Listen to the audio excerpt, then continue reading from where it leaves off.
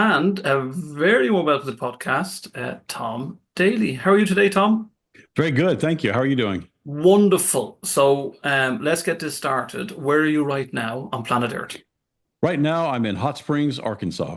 Okay, sounds very fancy. So for anybody who hasn't been to Hot Springs, Arkansas, can you give a kind of a rough overview if I was to go there on holiday tomorrow or I wanted to live there? What are we talking about? Palm trees, very warm, very cold. So it's pretty much right in the middle of the state, and we're the state that's right next door to Texas. Everybody knows where Texas is, for better or Yep. worse.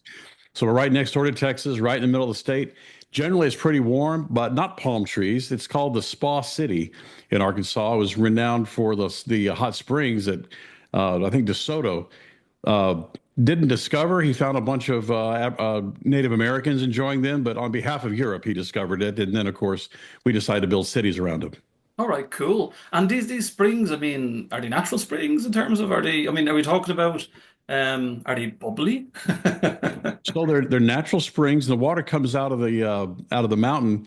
And of course, I'm in the U.S., so we speak everything in terms of Fahrenheit, but I think about 140 degrees Fahrenheit. Okay, So it's quite hot.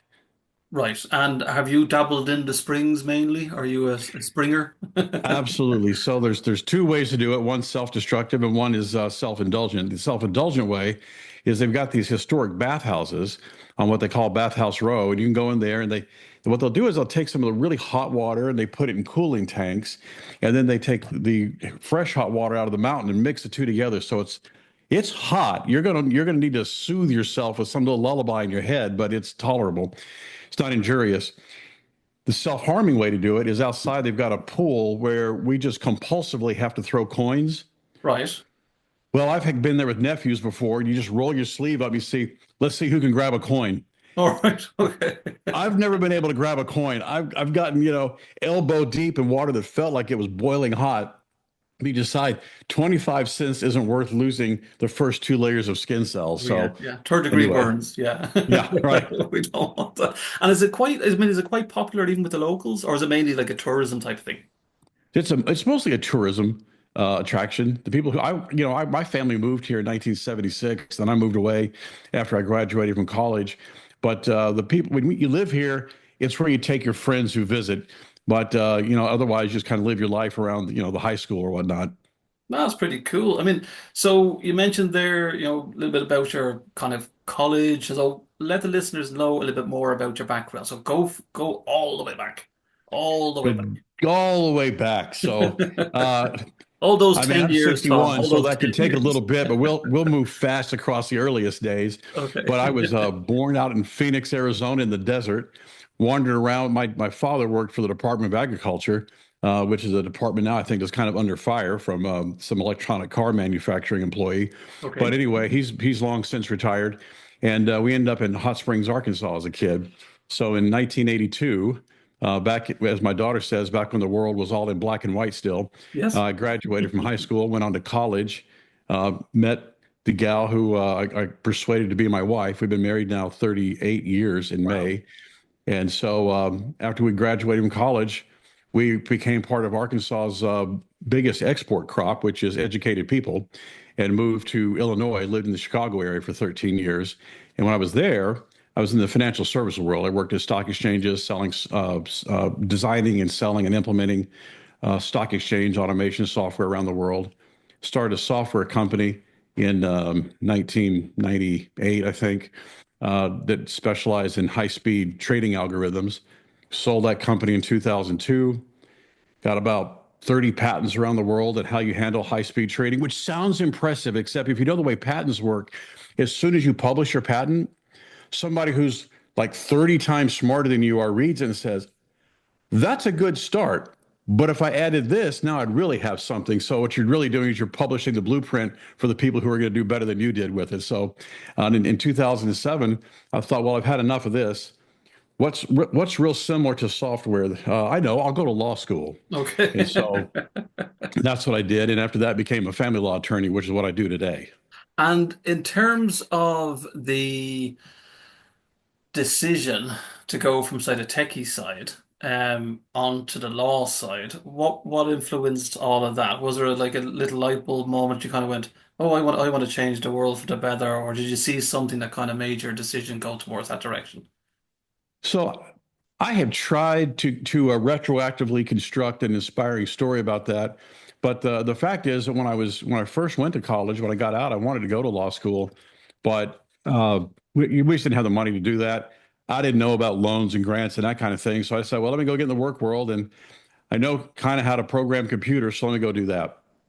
But having done that for, I don't know, 20, 21 years, I thought, well, now you've made a couple of dimes and you can afford to do what you want. Let's try that law school thing again. So I just incrementally went after it. In the United States, before you start law school, you take a standardized test called the LSAT. So I thought, let me take the LSAT. And if I get a really good score on it, I'll take the next step. And if I don't, I mean, I've got a working business, I'll do that. So I got a good score on the LSAT. And I thought, well, let me see if I can get into a law school. So I applied and I got into one. And I thought, well, let me see if I can do the commute because it was quite a ways away from where I lived. Like, well, I can do the commute. I'm like, well, let me try to do a semester. And you just kind of incrementally go through it. And then when I got out, I thought, I really like people.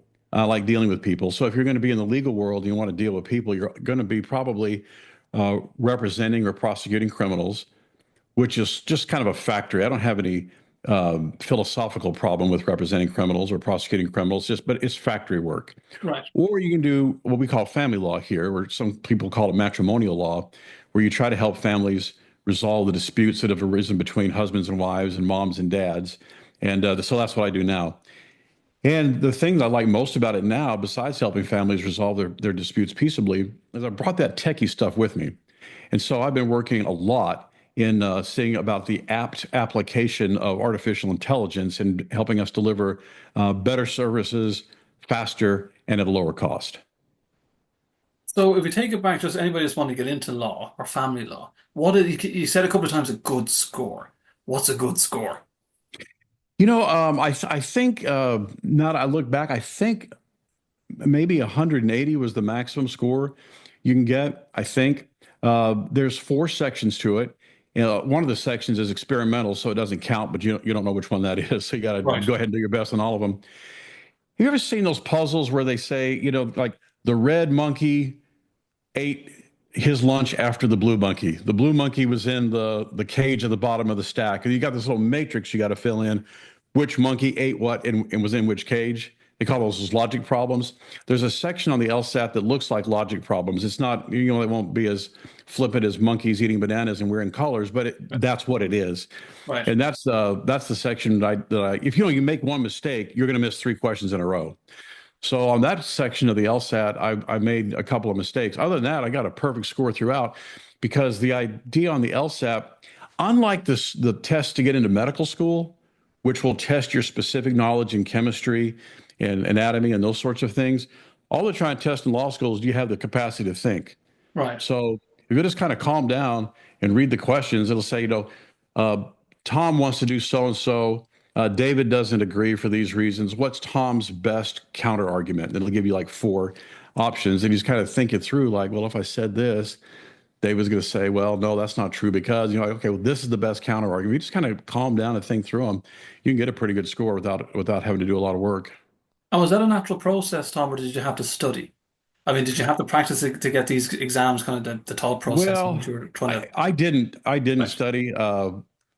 Studying has never been something I thought was something I could dedicate myself to. I've tried to study before, but you get into college, like, okay, this semester, we're not going to have the end of the semester panic like we did last year. So we're going to stay on it. And that initiative lasts until the first party of the semester, then it's out the door. And so on the LSAT, I really didn't study. I know a lot of people who do study for it and they'll take practice exams. I think what the practice exams would do for you is if you have testing anxiety.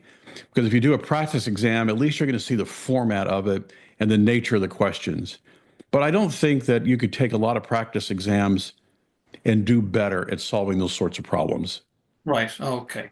And is it like what we see on our TV box in, objection, overruled? Sustained. I mean, is it like that at all for anybody out So, there wanting to kind of get a career into so that we, type of yeah, yeah, role? we use those words, but there's a lot less drama behind them. I was actually very surprised at first. So I graduated from law school, got my bar card, but I didn't, where do I sit? Where do I stand? I don't know what to do. Well, in the United States, I think in most countries, the courts are open. So I took my daughter up there one day and I said, let's just go sit in a courtroom and just see what happens. So there was a trial going on. A guy apparently had been to a party and out in the public, at a party venue, and somehow lost his mind and decided, well, I think I'll just go stab a bunch of people. So he was running through the crowd stabbing people. So that sounds pretty dramatic to me. Yeah, So here's the prosecutor. So on June 3rd at 8 p.m., did you or did you not have a knife on your person? I'm right. like, that's how we do this? Okay.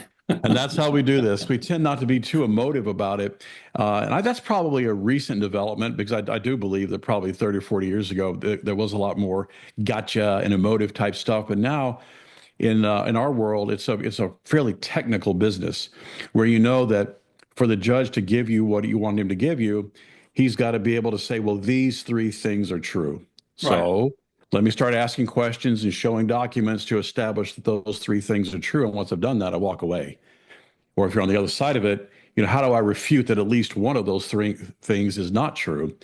And so you kind of lose the emotion of it. Last week we tried a case, and this is an interesting text I got today, actually, just before we did this meeting. Is this guy has serious drinking problem, and he's not gonna be around his kid very much anymore because when he has the option of choosing drugs and alcohol, or his kid, he chose drugs and alcohol. So I was representing mom.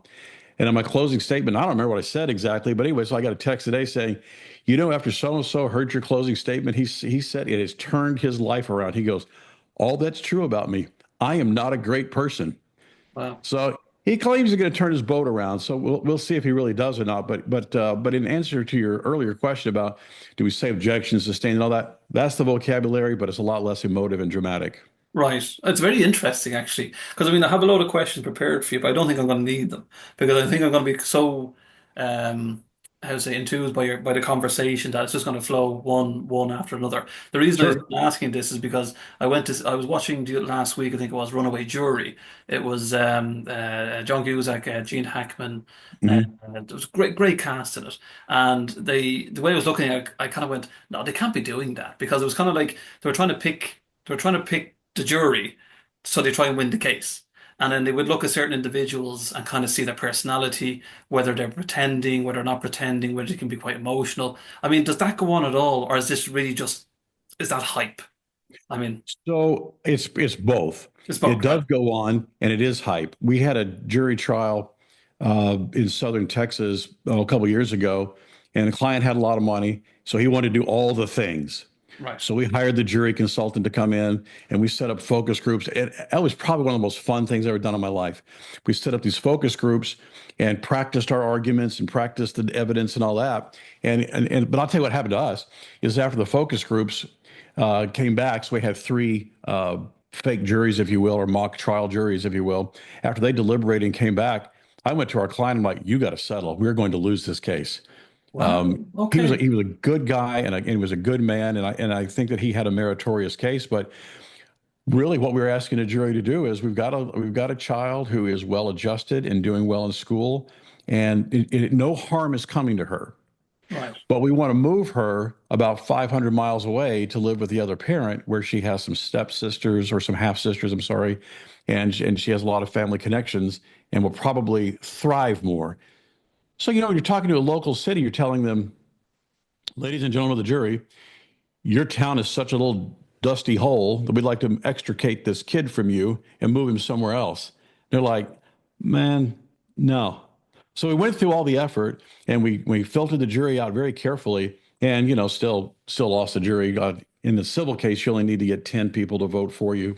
And we did. We lost 10-2. Mom got 10 votes and we got 2 votes.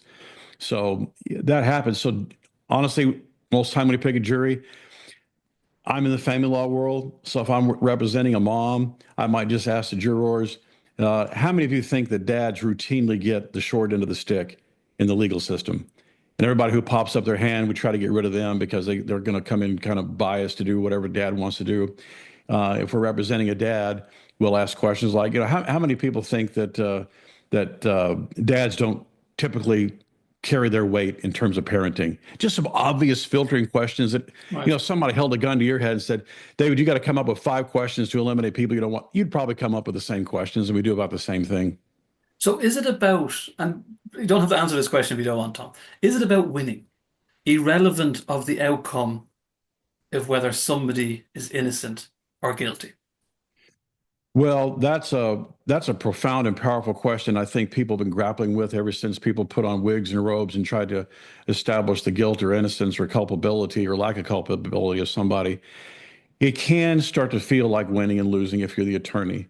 Right. Uh, and and I know I feel that sometimes. I'll have a case. I know maybe won't be the greatest case in the world, and I know the attorney on the other side is a really good attorney, and I just go do the best I can. I don't worry about it too much. But there's times when you have a case, isn't awesome, and the attorney on the other side, is terrible, but your case is so bad, the terrible attorney is going to lose. Right. And that still is just going to strike you with like, oh, I can't lose to him. But in the family world, unlike the civil world where they're arbitrating or not arbitrating, but trying contract disputes, do you owe him this money? Did you trespass on his land? There's black and white, true or false questions. We're often looking at what's the best interest of a child, and there usually just isn't a win. It can feel like a win. If somebody's asking for custody, maybe they'll get that custody, but the other parent's still going to see the kid a lot. And you may be out, hundreds of thousands of dollars to go have that fight. And that's money you could have spent on your child, putting them in college or getting the therapy they need when their parents don't know how to act right with each other. So there's not clear winners and losers, but I can't say that attorneys never feel that competitive juice coming into play in what motivates them. Did it's fascinating to actually listen to this because I mean, did you ever feel that when you were um say for example, whether it be a man or a woman, that the other person was actually getting a raw deal? So no matter how much you were kind of in support of your client, did you ever feel actually, well, this person's actually okay. They're doing their best. And here I am defending this person when Yeah. it's clear to see that this individual is doing their best under the circumstances. One of my earliest cases, I was representing a mom. Dad was gone out of the picture. I don't know where dad was. He was absolutely out of the picture. I was representing a mom. She was way too young when she had her baby, and she had not grown up at all. And she had the child in bad circumstances, dangerous circumstances. And grandma had filed for custody of the grandchild. And it was clear to everyone grandma needed to have custody of this kid, this baby. And it was a baby. It was, maybe it was still crawling.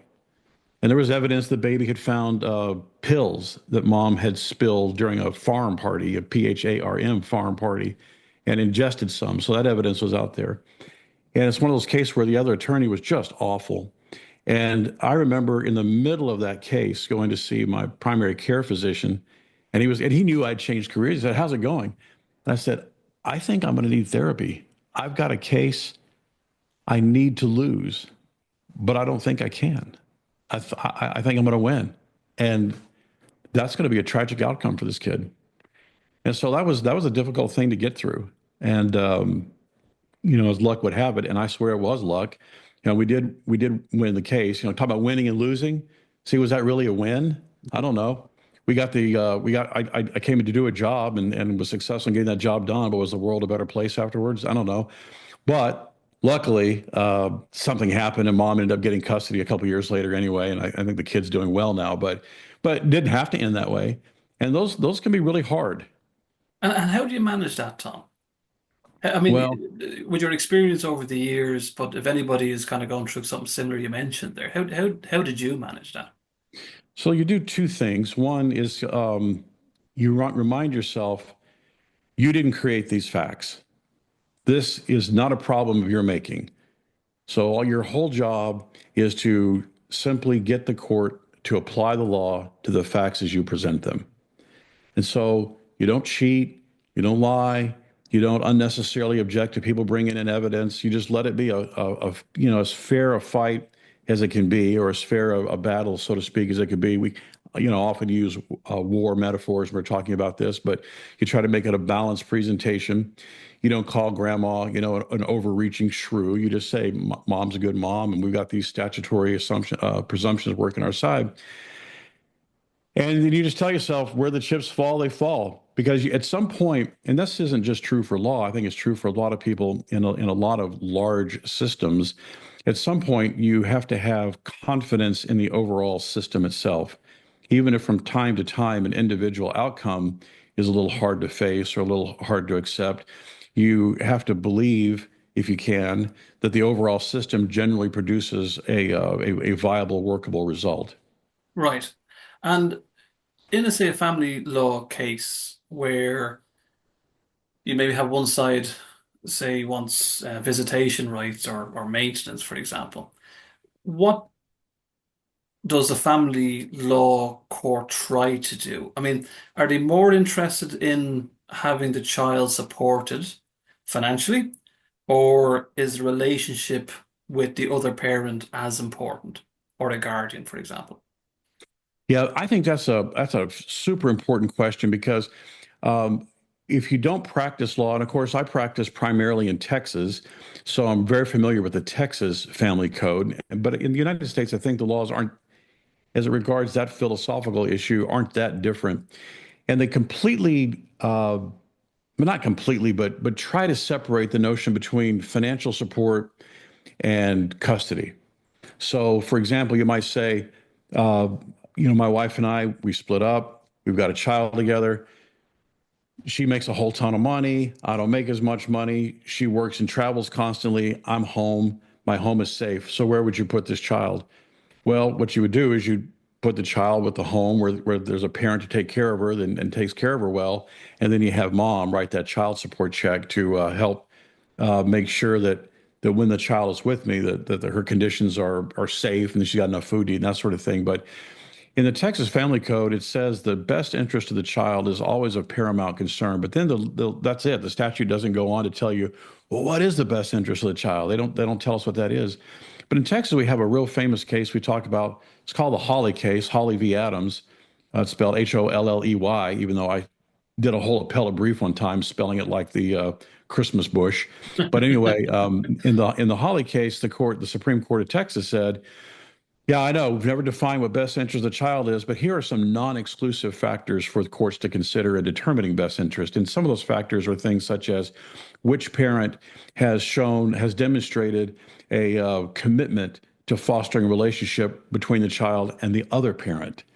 So if I'm encouraging my child to go see her mom, helping her get Mother's Day gifts, and mom says, "Look, I got to work this weekend. Can we switch weekends?" and I'm being cooperative, that's going to look good for me. Whereas if I'm saying, "Nah, we're sticking to the order, and you just got to forfeit your time," that's going to look bad. It'll look at things like who was lifting the parenting weight before litigation started, because a lot of people, not everybody surprisingly, but a lot of parents become super parents once the litigation starts. But what was the parenting responsibilities before the litigation started? Right. So the court did give the lower courts some guidance saying, these are the kinds of things to look at for the quality of the child's life and less likely to expose the child to ongoing conflict between the parents. So and then in Texas, the child support is a secondary calculation. You simply look at the gross income of the non-custodial parent, and we run a real simple math formula on it, and then that's the amount of child support. So we do try to divorce those two issues, but quality of life and the amount of financial resource you have available to you are never completely unrelated. Right. And if for example, have you ever had a client in the past where, you know in your heart of heart that they're getting sufficient maintenance? Either parent, they're getting sufficient maintenance, they've actually more than enough, and they still want to go back to get more. I mean, what do you do in that circumstance as a family So we lawyer? Well, so what I do, and I think there's lawyers who practice lots of different ways. Some lawyers we call them door lawyers. They just take any case that comes in the door. We don't have to do that. I work at a really big firm. We've got a lot of business coming in, so we can be a little picky. So when someone comes in and says, I want more child support, or contrary to that, the other one says, I want to pay less. The first question is, if they say, I want to pay less, you say, okay, well, explain to me how that will enhance the child's life by receiving less support. And sometimes there's an answer to that. That sounds like an asinine question, but sometimes they'll say, look, I've lost my job. If I keep paying at that level, I'm not going to be able to afford the rent on my apartment. And so I don't know where I'm going to be living. So I need to pay a little less in support. So when the child comes to visit me, I've got a safe place to be. Well, that's a legitimate answer. Or I want more maintenance. Let's say, okay, let's at the time that the current order was entered by the court, when the judge signed that current order, it's presumed that that order was in the child's best interest. So if that order was in the child's best interest on that day, what has changed since that day and today to suggest that we need more maintenance here? And sometimes there's good answers to that. The child has become really good at soccer, and we'd like to get the child into some of the club soccer leagues because that's helping them with maybe they were an angry child before, and having that way to get their energy out has helped them be more successful in school and their social relationships. They're not maybe an academic superstar, so if they can get really good at soccer, maybe they can get into college and be able to afford it. So sometimes there's good answers to it, and sometimes there's dumb answers, which is he can afford it, so why shouldn't he pay more? Like, well, we're not taking that case because we're just going to lose. Right. That's not a justification for more support. What would you say, throughout your experience again, where you've had these family law cases and both parents are at each other, they're at each other's throats for years and years and years, and the focus is kind of coming off the child or children, and they're just kind of at it, at it, at it, at it. I mean, what effect have you seen over the years that that can have on the child? And what would you say to those parents? Well, so what you see in those situations is, when the parents have the means, which in our world they do, but there's lots of families who don't have the means. Those children end up in counseling, Right. and I have no problem in counseling, except that there's two things that go on in counseling. First of all, you're telling if I go to see a counselor, I know why I'm going. I'm going because I'm having this issue or that issue, and it's me, and I go see him. But if you're a little kid and you wake up one morning and mom or dad says, hey, you're going to go see Miss So-and-so today. Like, who's she? Like, well, she's a counselor. And what's she there for? Well, she's going to help you develop some tool set for dealing with the conflicts you're experiencing in your life.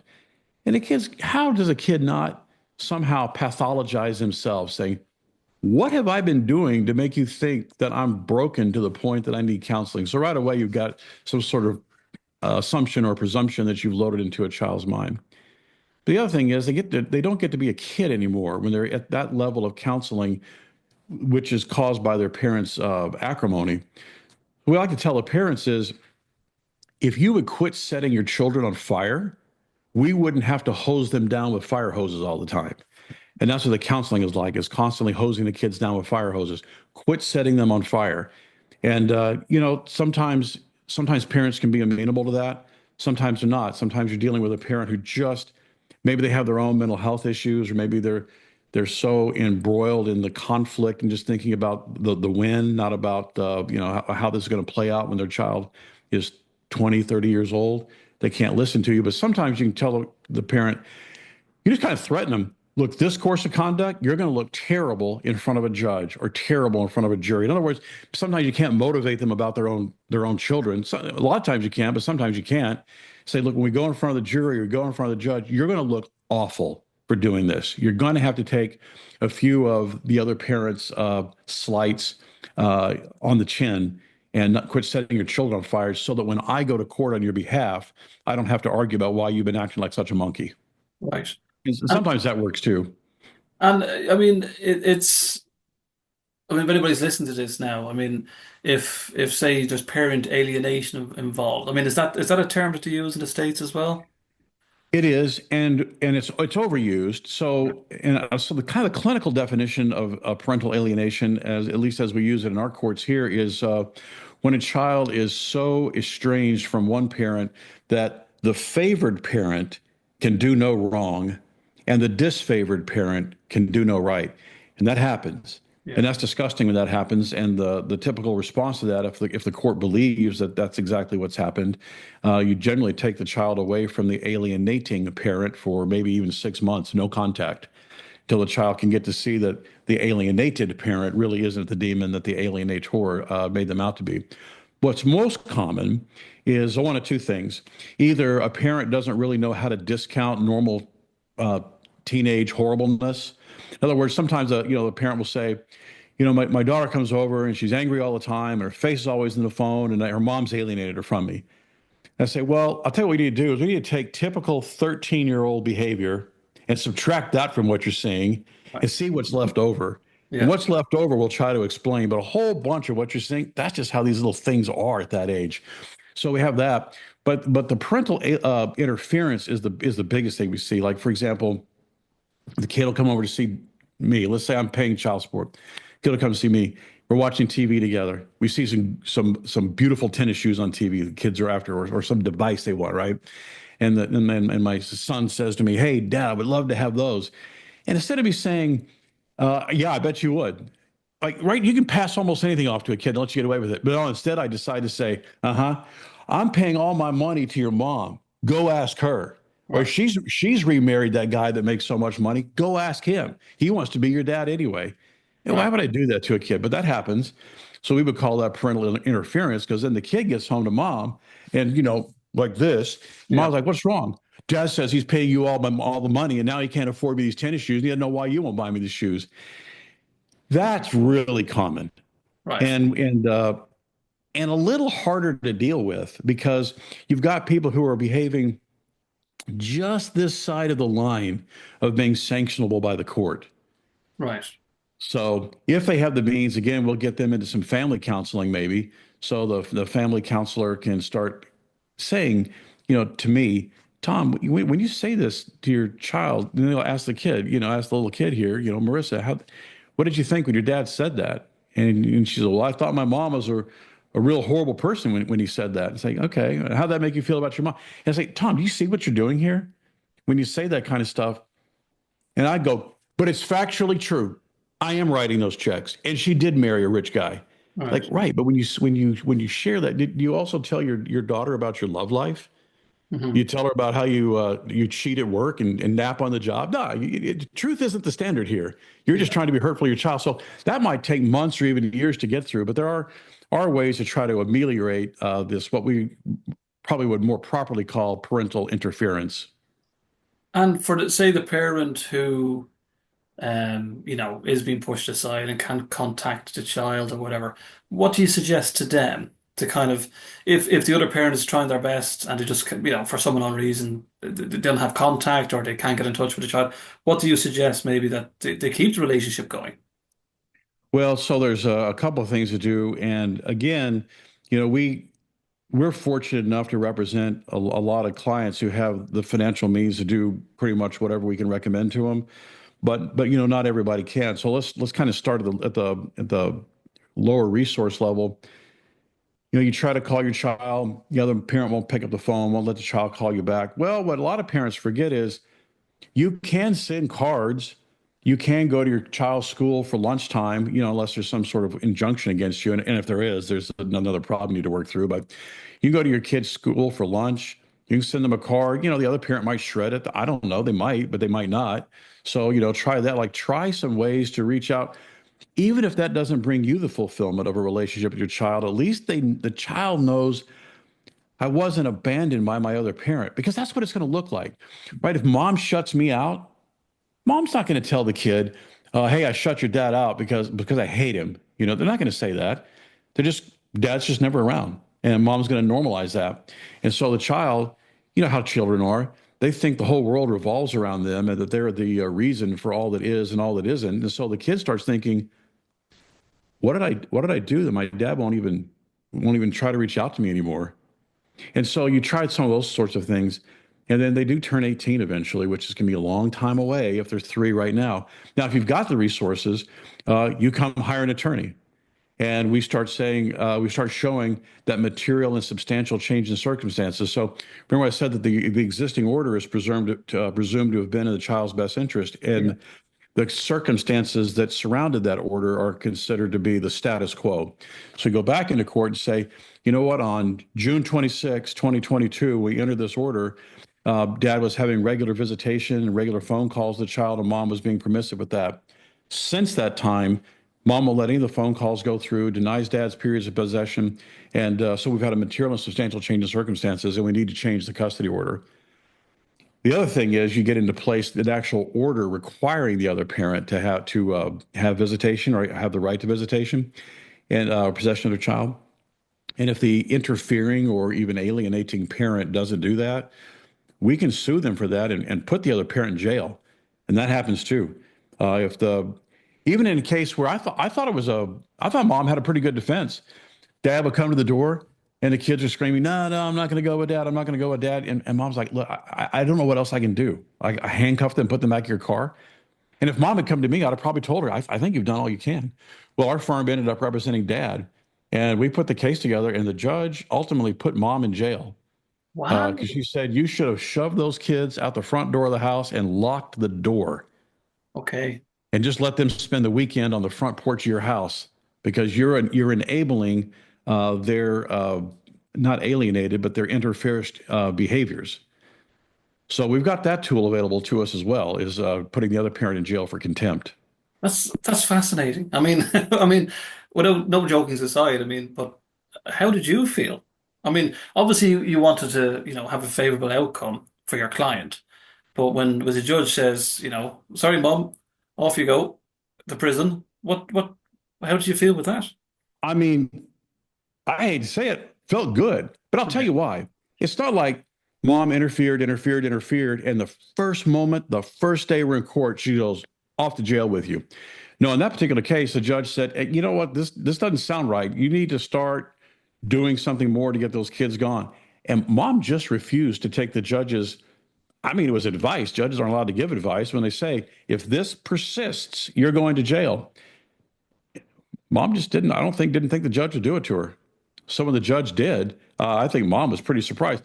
Now, I don't remember. She probably went to jail for a couple of weekends in a row, but I don't know about you. I'm not built for jail. No, me So neither. No. yeah, if they tell me that, hey, if you don't straighten up, you're going to spend 35 minutes in jail, I will straighten up in that moment. So even, a couple of weekends may not sound too harsh, but I don't know, put yourself there. Seems pretty harsh.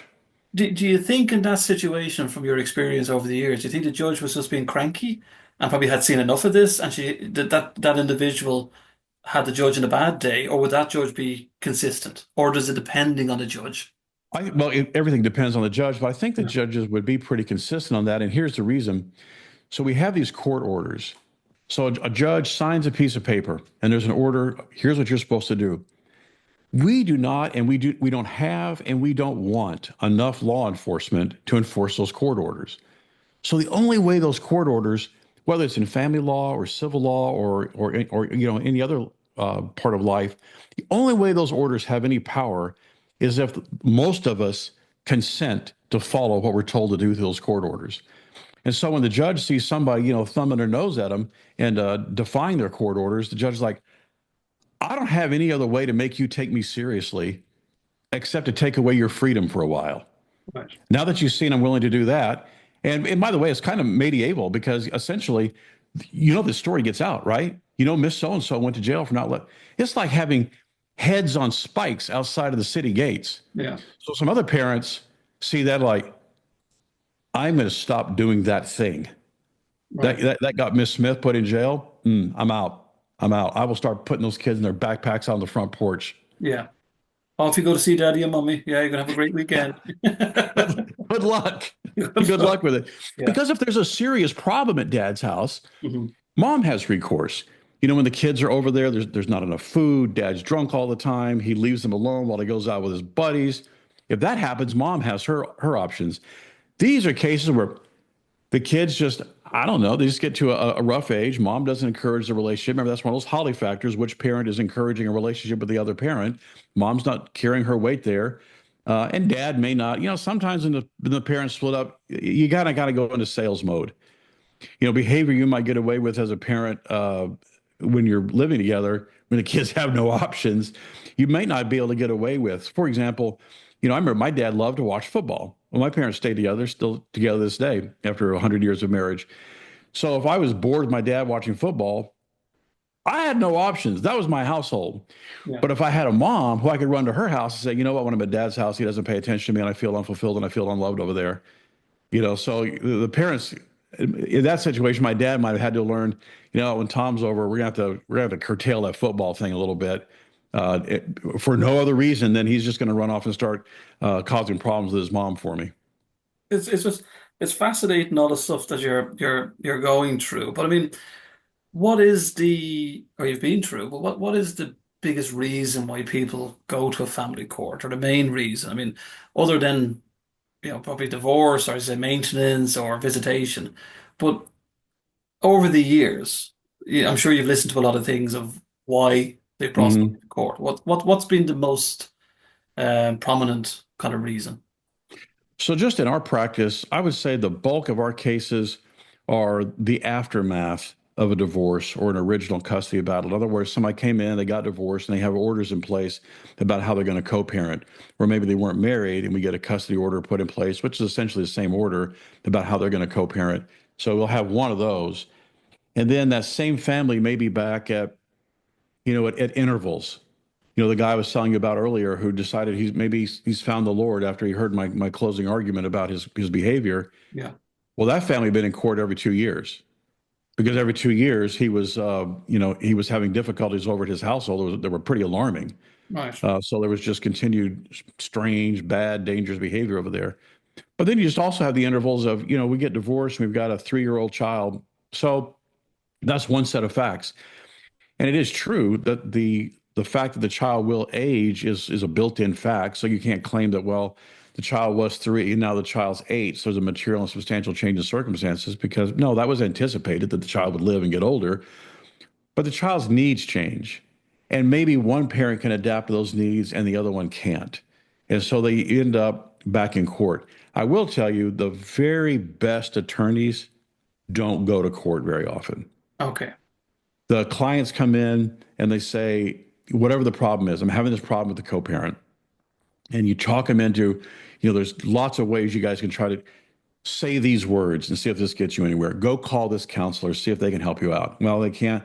Fine, we'll file the lawsuit, but let's gather some information. Let's go to mediation and see if the person can kind of help us find peaceful resolution here. And in with my cases, well over 90% of them will settle without ever having to go to court. We get the parents together. Now in family law, we do mediation, unlike on TV. One parent sits in this room over here with their attorney, the other parent sits over there in the room with their attorney, and the mediator goes back and forth. Or sometimes we do that Mhm. virtually over Zoom. But somebody's trying to give me a call. Yeah, no But worries. anyway, we, if that way the parents are still in control. They can Right. articulate what has brought them to this impasse and why they had to come to outsiders to solve whatever their problem is. But just through some brainstorming, and they're long days. You start at 9 o'clock, you might go till 9 or 10 o'clock at night. You might go for more than one day. Most of the time it's one day, but it might go more than one. But that is the way to get your case resolved. Going to court, particularly over a custody battle, the only thing worse than that would be guns and knives on the sidewalk. Right. It's a destructive because when you go to court, everybody's back into win-lose mentality.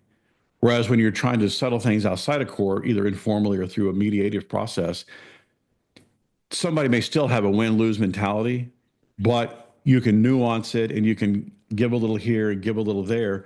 Whereas the judges, they're like McDonald's, they serve millions. So they're not going to put they're going to hear your facts, they're going to hear the other parent's facts, and they're pretty much going to give you a cookie cutter solution.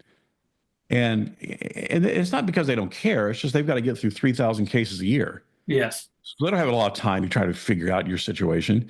So if you're going to have a custom outcome that works for your life and for your kids, you figure it out outside of the courtroom. What would you say as bluntly as possible to any, say, parents that is just divorced or separated and they're at loggerheads or they're arguing with their ex-partners or partners? I mean, to put the priority on the child. What would you say to them? By just saying, look, just relax, take a deep breath, try, as you mentioned, mediation and so on. But what would you bluntly say if you weren't an attorney after all you've seen? Well, a thing that I've told I read this somewhere. I didn't come up with it on my own, but a thing I was told a lot of people before I was doing law work, and now that I do law work, is that a defining characteristic of intelligence is the ability to distinguish between what is important and what is not. So, yeah, we've got a lot of little irritants in our life. And you may be having a tough day at work, and then somebody says something about the other parent. You decide to focus your bad day on them. Maybe it really wasn't even them. But what you're going to have to do to save your money, preserve your own emotional well-being, and to preserve your child's emotional well-being is you're going to have to learn to distinguish between that which is important and that which is not. And some examples, you'll hear a parent say, "Well, I don't want him to go to this parent's house because she won't feed him organic food like I do, or non-GMO food like I do, or won't make him go to bed as early as I do."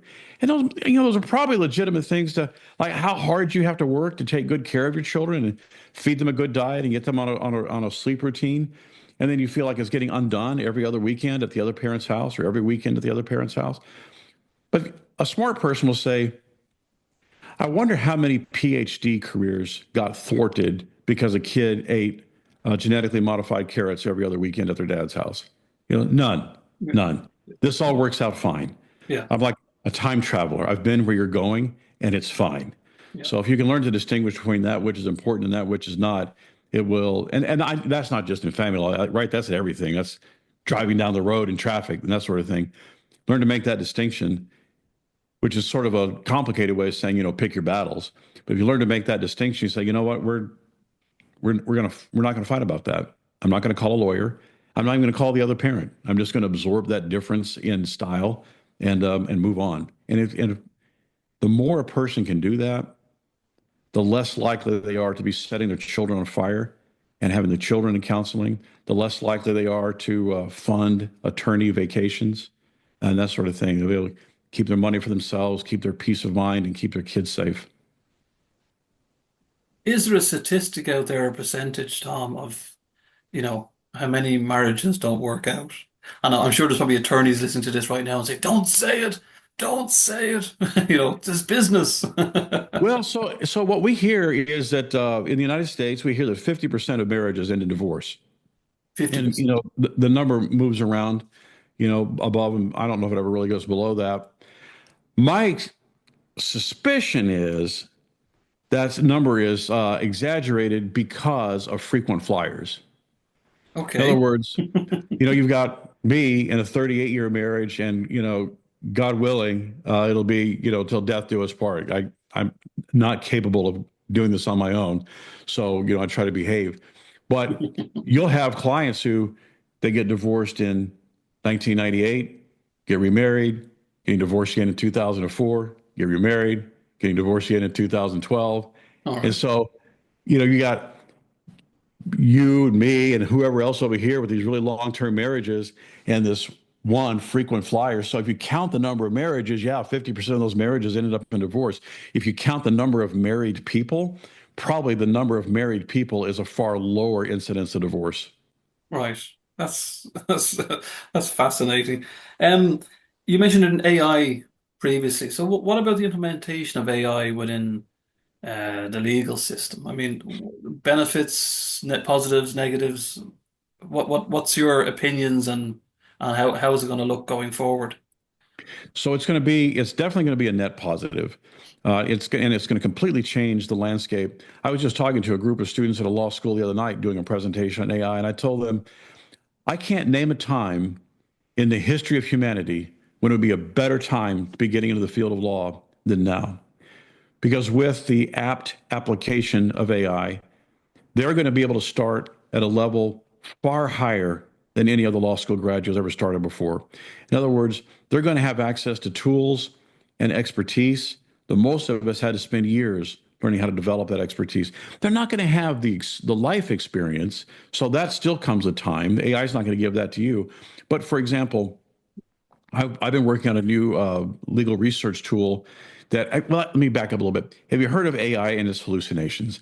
That's when these AI models just make up answers. Right. So you might type in something like, is it true that the law favors moms in custody battles? You might type that in, right? And he'll say, yeah, that's true. You say, well, again, give me some case citations to back that up because we're always having to get citation, like prove what you say. It is so confident. It'll give you a case citation, Daley versus Montgomery in this reporter in this year said exactly this, made it up, but it looks real. Right. The downfall, and there's been some high publicity downfalls, is people rip those results off the printer and submit them to the court. The other side's like, man, I've never heard of the Daley versus Montgomery case. Let me go look that up. Find out it doesn't exist. You end up sanctioned and humiliated before the world. So, what I've been working on is what I call this hallucination-free legal research. And I love saying that because it sounds like such a big deal. Actually, it's not that complicated to put together. These law students are going to have access to that. They're going to be able to ask really complicated questions and get correct, well-supported answers without really having to learn as much law as I had to learn to come up with those answers. So I think it's a net positive. The challenges with AI are there's a temptation to just throw everything up there. And in our world, we've got to make sure we're maintaining client confidentiality. You may have heard of stories of authors who've heard of people asking an AI model to write a story about a financial services programmer who became a lawyer, write a story about that. And so it outlines this plot, and this author says, that's the plot from my novel. And that's the whole copyright problem that you're seeing that the people are suing the AI for. Well, can you imagine if you go to AI and say, hey, I'm going to test out this program I wrote. Give me some fake bank account transaction data to test with it. And all of a sudden it starts printing off my client's transaction data. Right. I mean, license lost, firm sanctioned, reputation gone down the toilet. At the age of 61, find a new industry to work in because you're done. So there are some dangers that people have to learn how to be vigilant. They have to learn how to be responsible, and they have to learn how to keep a human in the loop is a concept we talk about. Make sure that you're not just throwing the problem to the AI, then whatever answer it gives you, you run off to the court with it. Keep yourself in the middle as the agent of sanity while this technology develops. But I think it's a net positive all the way around. So how then, I'm actually being nosy at your website, marriagedocs.stores. I mean, how does that integrate? I mean, is that information going to, with AI, are you going to implement that into your, how do you say, your further work going forward? Yeah, that's sort of an experimental website I've been working on. So the idea, so there's two things that work here, right? So the attorneys, we're in a business, and so we want to keep that business going, but we also recognize there's a lot of people who need quality legal services, and they will never be our clients because they just simply can't afford it. And so, the traditional answer is, well, if you need quality legal service and you can't afford it, you don't get it. Well, I think there's a moral issue there. Um, so, how do we help those folks out without eviscerating our own business? Well, as it turns out, well, we've been running this experiment for about 100 years. People always find something to fight about. So our business is secure. We can help people help themselves and not compromise the rest of the business we get. So what I was trying to do through that website, and we're just slowly putting the tools out there, and we don't even have a revenue model for it yet. There's a lot of things to think through, is that boyfriend and girlfriend, right? So girlfriend owns a house, boyfriend moves in, she wants him out, can't get him out, needs to evict him. Well, does she really need to hire an attorney to do an eviction process for her? I mean, if she's got the money, why not? I mean, we're just kind of like any other household staff. You give us the money, we'll go take care of an unsavory task for you. But what if she can't? Right. So that was the idea, is to take some of these simple things that people need that have to be done right and use the AI in the background. So it's more than just filling out a form. That's been around for a long, long time. The idea behind where the AI enhancement comes in is you come into it and you just explain your problem as if you were talking to an attorney Right. instead of having to figure out how to fill in a form with the exact right terminology. So you explain the problem. This is what's been happening in my life. And the AI puts together, says, oh, sounds like you've got a boyfriend. His name is John. He moved in on this date. He needs to move out. And here's the proper eviction formulation for you. Problem that people have is family violence protective orders. Right. So you've got, I mean, can you imagine a more exigent need for legal services than somebody's, shooting guns at you or being violent or beating one of your kids? Again, if you got the means, you go hire an attorney and we get it taken care of. It's really not that hard for a lawyer to do. It's really hard for individuals. I used to sit in the courthouse and you would see a self-represented person show up with a little paperwork they filled out for a family violence protective order, and they just didn't do it right. They had a meritorious cause and bad stuff was going down, but they just couldn't get the paperwork right. Right. And so, the family violence protective order, a judge is going to really lean on somebody's constitutional rights without giving them a chance to tell their side of the story for a while. So you got to get it right because there's two sets of legal duties going on there. So, I tried back in the day to try to make forms people could fill out. They still can't articulate it properly.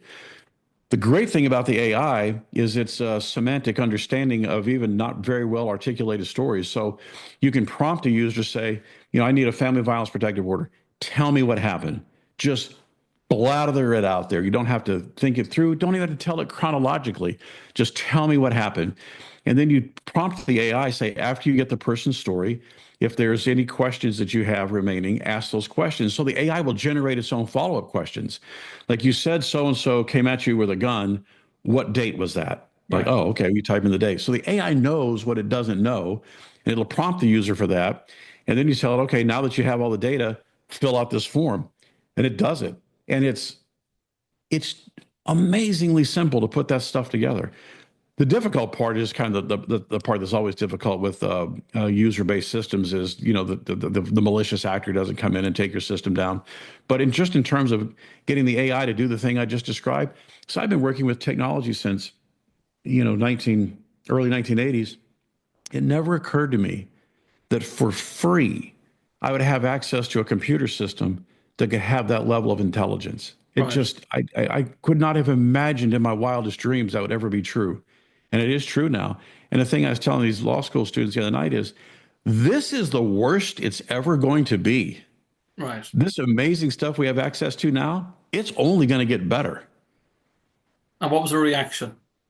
Well, they're law school students taking an evening course. So they're, the three people who sit right in the front of the classroom, they're nodding appreciatively, and the rest of them are probably texting and doing email and that sort of thing. Yeah, And you have to be realistic when you're talking to students about your impact. will this, do you think, will this speed up the admin time when you're dealing with these kind of, I mean, look on the website now, it has prenuptial agreements, property, postnuptial agreements. I mean, will you get involved in things like wills and so on? Yes. So I think on the admin side is where it's really going to have the quickest hits. I had a paralegal today. She said, read my email, go look at my email. So I went and looked at her email. And there's a thing that we do in divorce cases. We have to divide property, right? And so one of the first things we do in dividing property is you got to identify the property.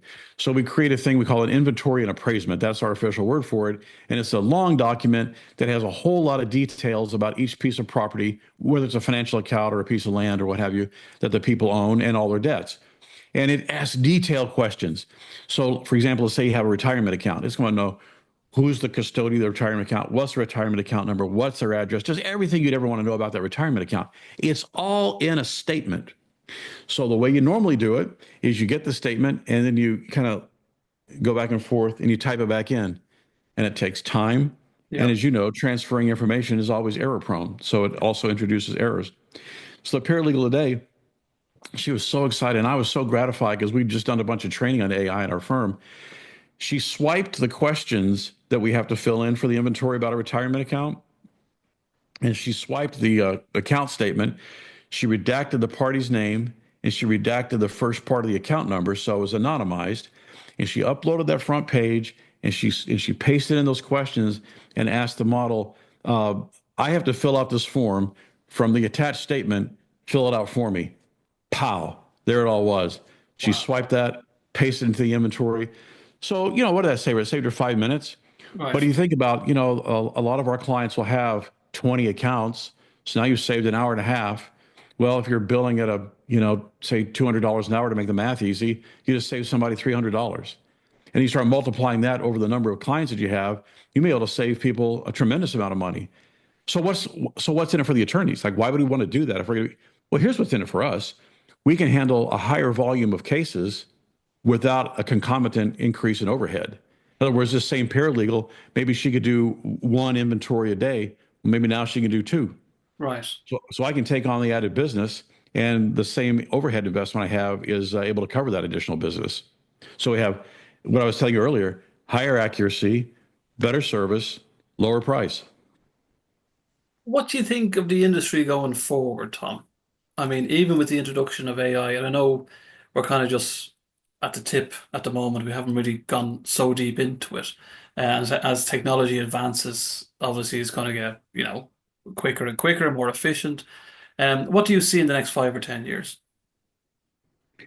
Well, what I see in the next 5 or 10 years is a very useful confluence of of traditional quantitative spreadsheet say oriented data, column and row type data, and the AI's ability to analyze that Right. and help you find insights that you might not have found before. And so we see that in medical research, but in the legal world, where we're starting to experiment with it is where we can upload transaction data from a whole bunch of different accounts all at once and tell the AI to go through it and look for what might be financially abusive spending patterns or what might be indicative of people hiding money. Like there's some really simple things that people do.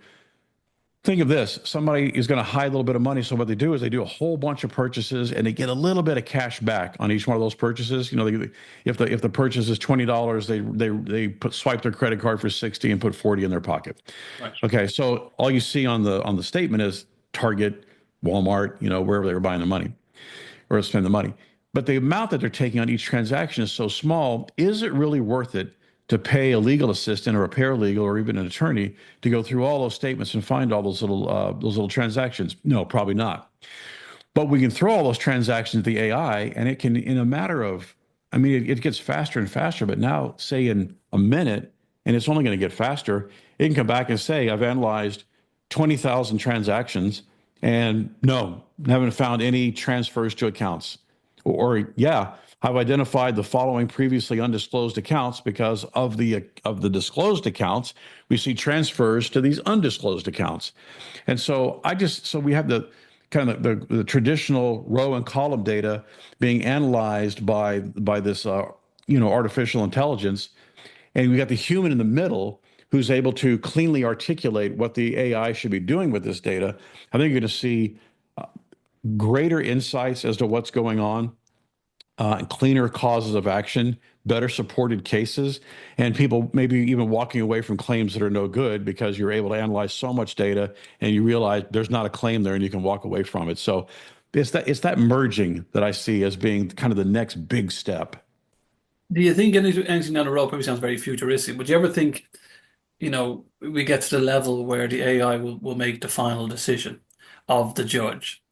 So, you input all the information, the opposite side inputs all the information, you press enter, and there's no emotion whatsoever from AI, and the AI goes, okay, this is what we're gonna do. This is what we're going to do. So right now, that's beyond my imagination.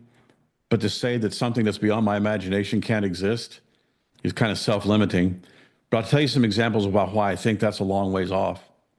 I remember that in the court systems in some jurisdictions in the United States, it wasn't necessarily AI as we think about it today with this generative AI, the Chat GPT and Claude and Gemini type stuff, but it was a different kind of mathematical modeling.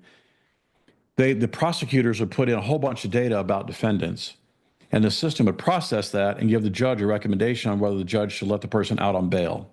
Right. And the idea was if somebody had a high likelihood, statistically high likelihood of recidivism or reoffending while they're out on bail, keep them in jail. And if they've got a low likelihood, let them go, but put them out Okay. on bail. All right.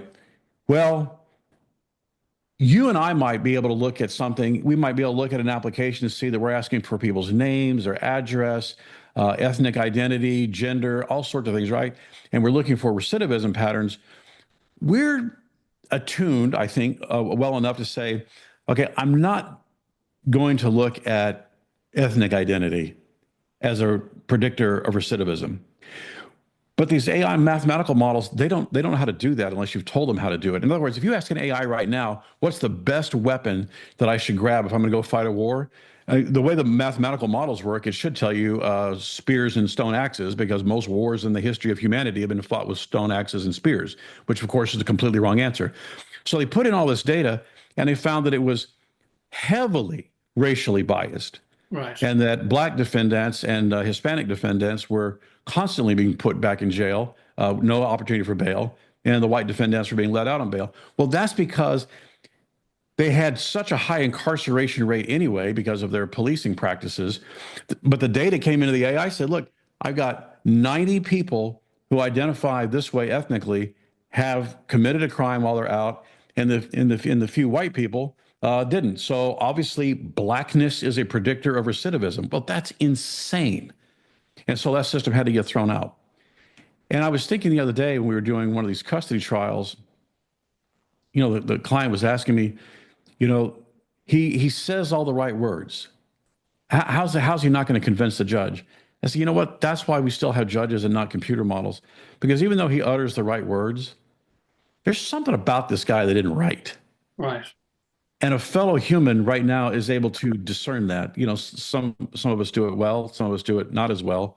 My wife's amazing at it. I'm slow at it, but people have different degrees of proficiency with that. But still, there's this inarticulable uh, thing that we can sense in each other to see this isn't quite right.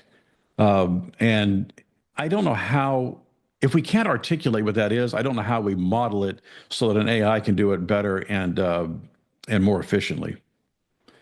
So I think the human in the loop, in my imagination, and having watched what I've watched, the human in the loop will have value for a long, long time. Can I ask you then, Tom, like before we go, what what does the future hold for you now? What's the future dreams or goals? I mean, you did shift from one career, pivoted to a different career. Do you have anything else, or are you still happy to progress within the industry that you're in? Well, I'm happy progressing in the industry that I'm in, but I'm 61, which that's not old, right? I No. should have at least another 30 years of life left in me. But uh, when someone talks about, I can be effective at calming clients down. Well, why is that? Because I spent 40 years making people so enraged that I now know just don't do those things anymore and you will calm people down. So I see the younger people in the firm, and they're so bright and they're so energetic, and the future absolutely belongs to them. If I can help organize some of these tools and new methods of doing business and whatnot so that the people that I'm working with now, some of these younger people, they're going to be the ones who continue to dominate the industry deep into their 60s and 70s. That's what I'm committed to doing now. And I enjoy doing that, 6 out of 7 days a week. Anybody who says they love it 7 out of 7 days is either delusional or They're lying. lying. They Yeah. should be in court. Yeah. Exactly right. It should be in an iron cage hanging from a ceiling somewhere. But That's the thing. that's really my commitment now. Is I'm in a good place in life. I love the thing that I'm doing, and I adore the people, and I respect the people that I work with every day. And if I can take what I've learned and what I'm working on in terms of innovations to position them better for a better, more powerful future, I'm going to call that my last win. I'll tell you something, Tom. I'll be if I need you in the future, you'll be my attorney. It's I think stereotypically when you have this picture in your head of an attorney, you kind of, in my own stereotype, obviously based on what we see on television and all this type of stuff, Yeah. it's kind of not approachable, non-conversational, non-open, and you're the total opposite in the last hour. So that's a credit to you. So yeah, just have my Thank number you. on standby just in case I need you in the future. So where can listeners get in touch with you? So the easiest way to find me is at thomasjdaily.com. That's the little blog I keep that where I have an idea and I share it with the world. But it's also got a link to my website, my firm's website, which is koonsfuller.com, Koons fuller.com. And that's the best place to find me. Are you on all the typical social media, on the LinkedIn's and the Instagrams and Facebooks? So I am, but not really in a professional capacity. I'm really a cat video watcher and that sort of thing. So that's the old school part of me. Still, the best place to find me is at my terrestrial address through a traditional website. No, well, it's been a joy to chat to you today, Tom. So thanks so much to Tom Daly for chatting today on the Wellbeing Group podcast. Once the podcast has been approved, it'll be released on all social media channels. So thanks so much, Tom. Thank you, sir. I've had a good time. My pleasure.